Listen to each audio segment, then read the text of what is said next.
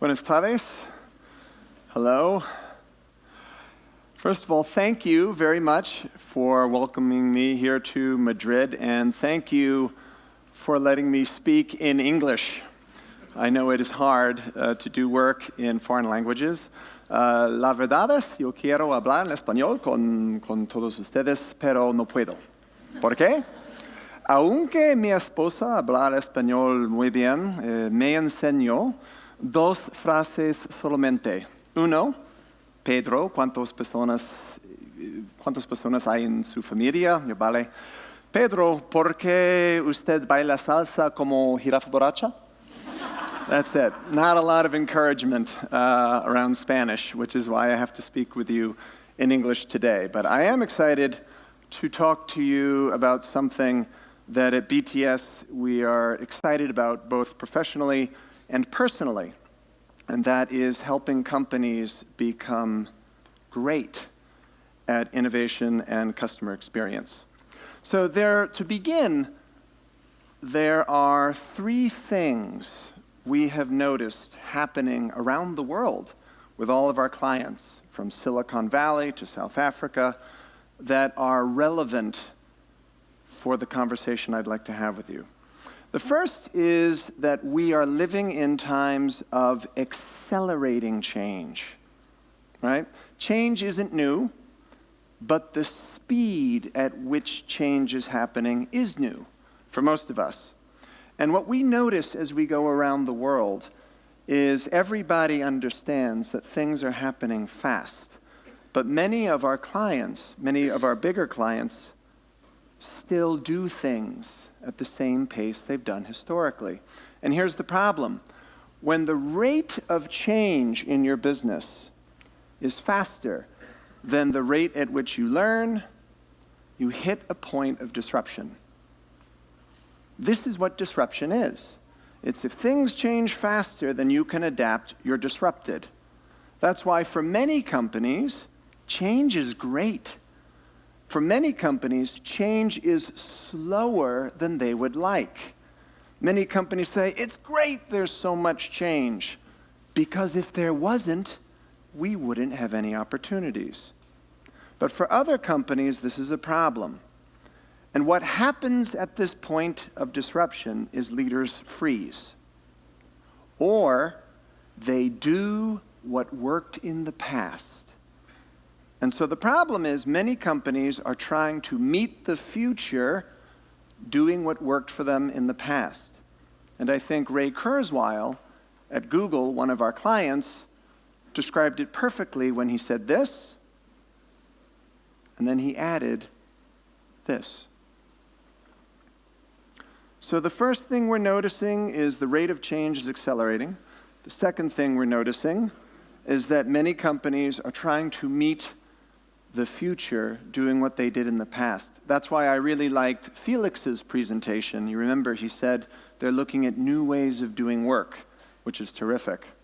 And that brings us to our third theme, which is the topic for today, innovation and customer experience. But there's an elephant in the room.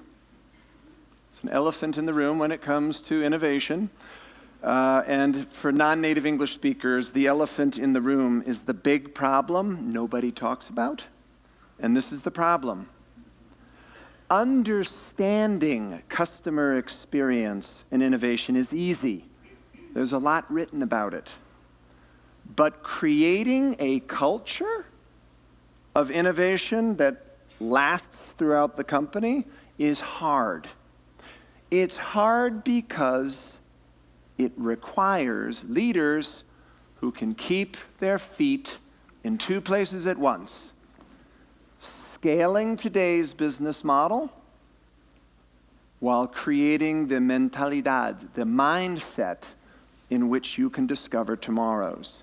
You don't learn this in INSEAD. You don't learn this in Harvard. You don't learn this in Tokyo Business School. And it is an extremely difficult thing for leaders to master. Which brings us to the question for today. Now what? Well, now what is what we have been obsessed at for BTS for almost 30 years, long before innovation was even a popular word. And we've explored this obsession by rolling up our sleeves and getting into companies that are at different phases in their journey and all around the world. And what I'd like to share with you today in the next 10 minutes is 3 things we've learned so far about how you can create a culture of customer experience and innovation, and more importantly, how not to. So here's the first one. I'll begin the first one with a question. What is he talking about? This is Ted Levitt. He's a Harvard economist. What's his point? And how does it relate to customer experience? Anyone? Just yell it out. Don't be shy. This is Madrid. We're not shy here. In English or Espanol, either is okay. Yell it out. What point is he making? Don't make me pick on you, because I will. Yes, lady at the back. What point is he making? Yes, you. Did I mention I'm from New York? We do this. We just pick on people.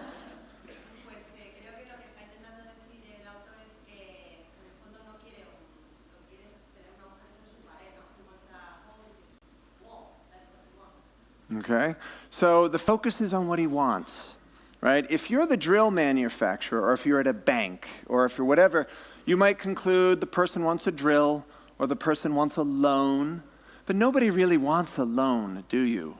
What you want is some kind of outcome, some emotional or functional need you have for which you need the loan to get it. So the first thing we've learned is something you already know.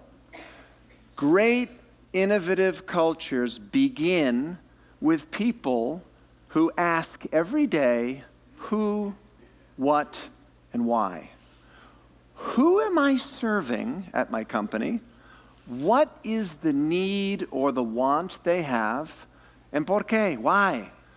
What is the keen insight that caused you to believe they have this need in the first place? You don't need a fancy job to be done or an MBA explanation. You just need people who are curious about who, what, and why. Now, here's where things get tricky. Here comes the elefante. There is a difference, a big difference between knowledge and insights. When I said customer insights, you all said, oh, yeah, we know what that is. Do you really? You will know the difference. You will know what an insight is if you can tell me the difference between knowledge and insights. And this is a problem, let me show you why, for companies that try to do customer experience. Here is a framework. It was developed by a man named Stan Stananatham. He was at the Coca-Cola Company. Now he's at Unilever. This is how he suggests you use big data. So it makes sense, right? You go from data to knowledge, from knowledge to insights. Insights take action. And we know it's not linear, it's more circular, right? It's very organic. But what is the step that companies skip because you're all in a rush? What do you think? Or you use machine learning and big data to solve this problem. What do you think? What step gets skipped? That's right, it's always this one. And what happens when you do that? You get this. Does anybody know what this is?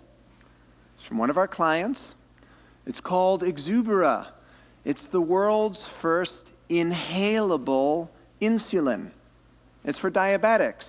Sounds like a great idea, right? This was supposed to be a $2 billion opportunity for Pfizer. What was the who, what, and why? Who? People with diabetes. What? I don't want to have to prick myself all the time. Why? ¿Por qué? Because it hurts. Does that sound very insightful to you? Well, I'm not going to ask you if you're a diabetic to raise your hand. I won't do that. But if you are, Or if you have a friend who is a diabetic, what is the real need you have? The need isn't stop pricking yourself. The need is, I want to live a normal life.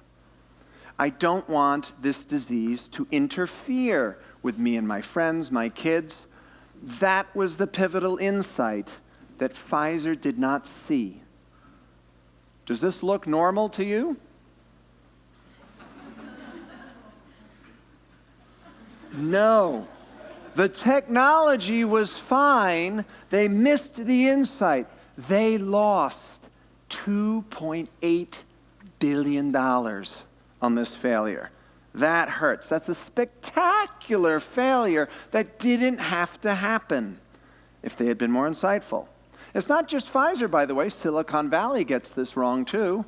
Does anybody recognize this? ¿Qué es este? What is this? Any technophiles in the audience? This is the world's first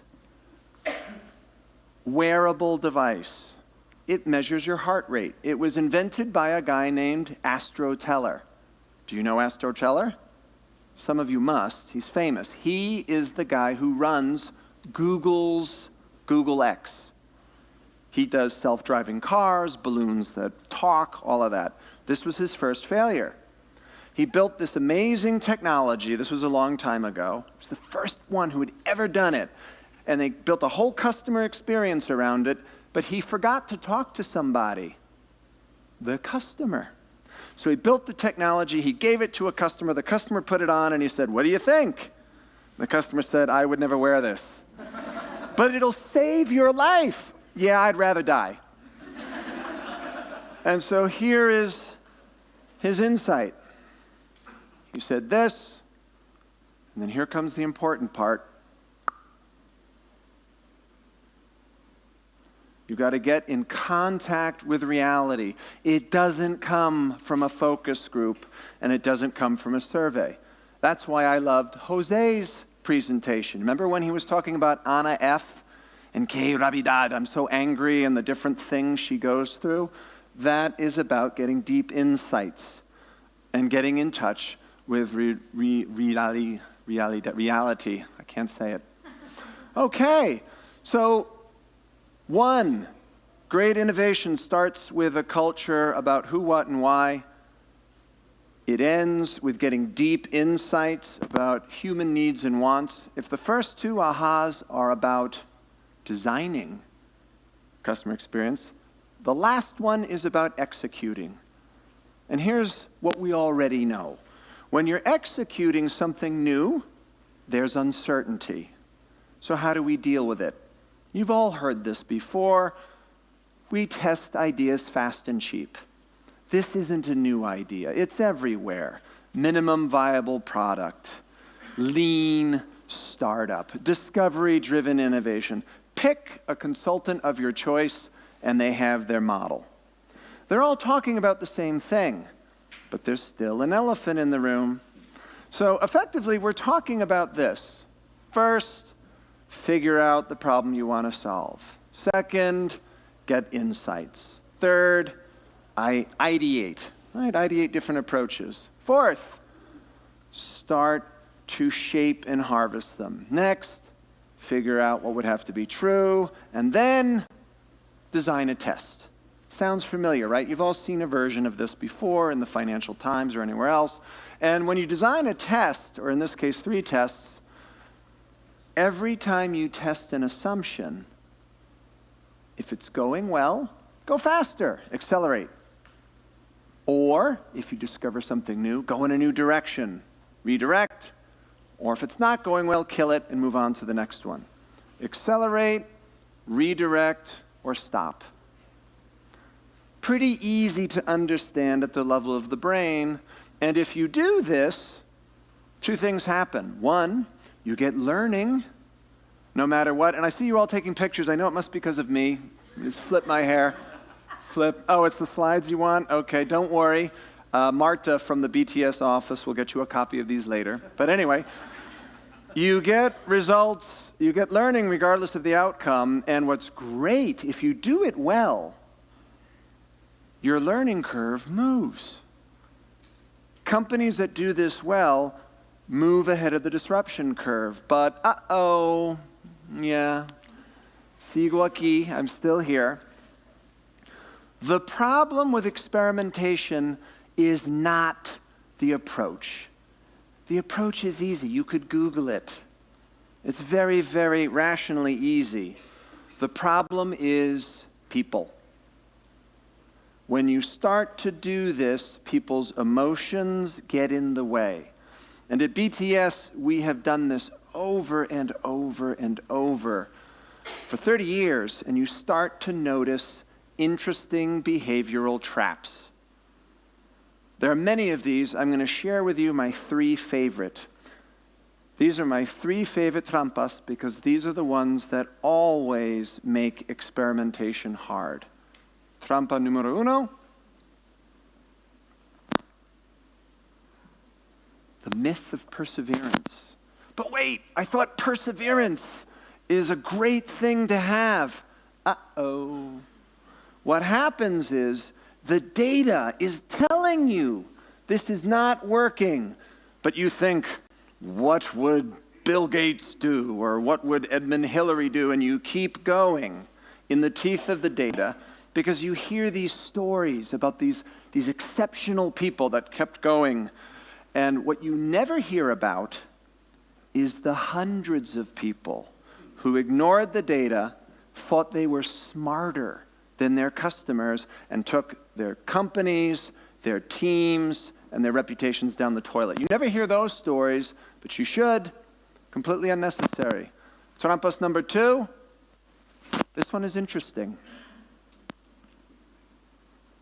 It turns out that sometimes you keep pushing ahead with a bad idea because you don't want to disappoint your customer, your boss, your team, your partner.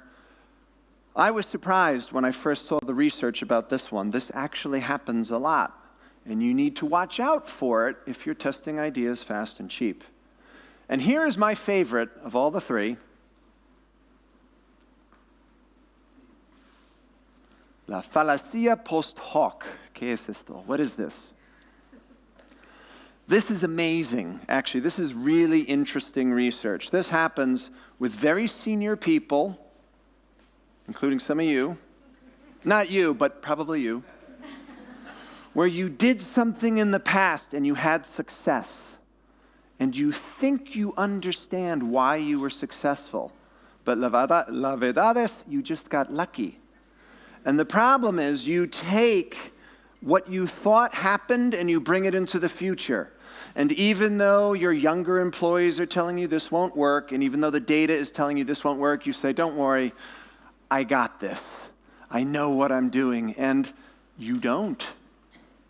And you end up ignoring the data from the experiments and getting into trouble. So to conclude, there it is again. Now what? Well, one thing we have learned at BTS is the best way to have people understand and feel, not just understand, but feel what it is like to deal with innovation, to feel what it is like to manage a project into uncertainty, is to create a low-risk simulation of it.